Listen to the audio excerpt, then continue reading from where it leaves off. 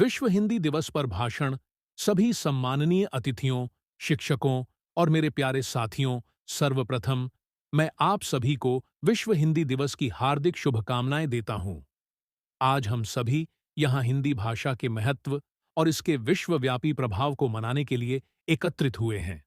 10 जनवरी का दिन हमारे लिए विशेष महत्व रखता है क्योंकि इस दिन 1975 में भारत में पहला विश्व हिंदी सम्मेलन आयोजित किया गया था। यह सम्मेलन हिंदी भाषा को वैश्विक स्तर पर पहचान दिलाने के लिए आयोजित किया गया था और तभी से प्रत्येक वर्ष 10 जनवरी को विश्व हिंदी दिवस के रूप में मनाया जाता है। हिंदी हमारी राष्ट्रीय भाषा है, लेकिन यह केवल भारत में ही नहीं, बल्कि पूरे विश्व में एक महत्वपूर्ण भाषा के रूप में पहचान बना चुकी है। आज हिंदी दुनिया की तीसरी सबसे अधिक बोली जाने वाली भाषा बन चुकी है।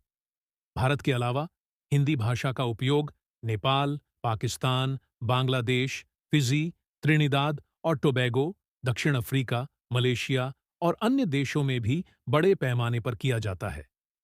हिंदी न केवल एक भाषा है, बल्कि यह एक सांस्कृतिक धारा है जो विभिन्न जातियों, समुदायों और देशों को जोड़ने का काम करती है।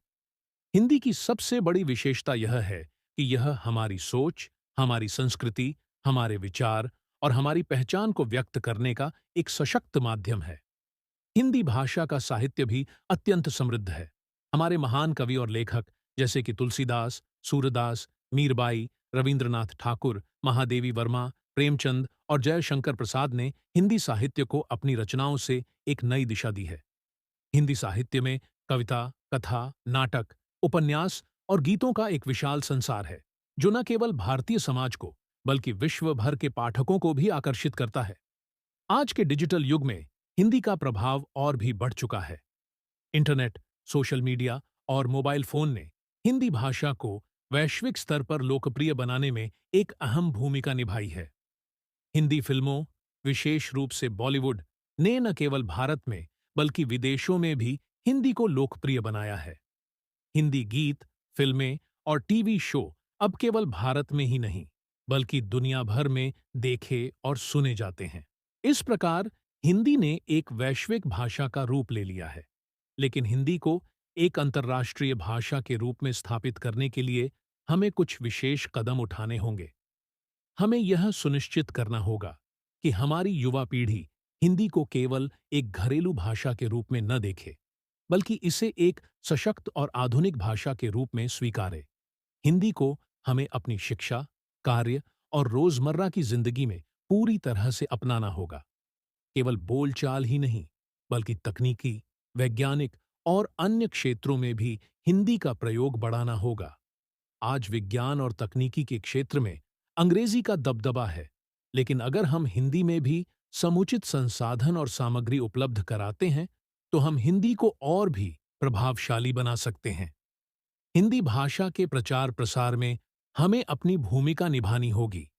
हमें अपने बच्चों और विद्यार्थियों को हिंदी के महत्व को समझाना होगा। साथ ही हमें अपने पारिवारिक और सामाजिक जीवन में हिंदी को बढ़ावा देना होगा, ताकि यह भाषा आने वाली पीढ़ी तक जीवित और प्रभावी बनी रहे।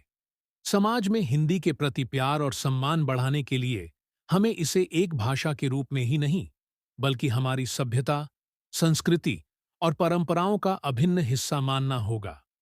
अगर हम हिंदी को सम्मान देंगे, तो यह भाषा न केवल भारत में, बल्कि विदेशों में भी अपना प्रभाव स्थापित करेगी।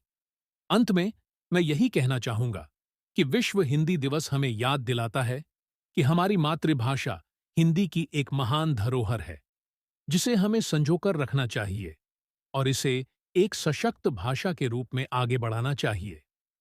हम सभी का कर्तव्य है कि हम हिंदी को केवल भारत में नहीं, बल्कि पूरी दुनिया में एक प्रभावशाली और लोकप्रिय भाषा बनाने के लिए काम करें।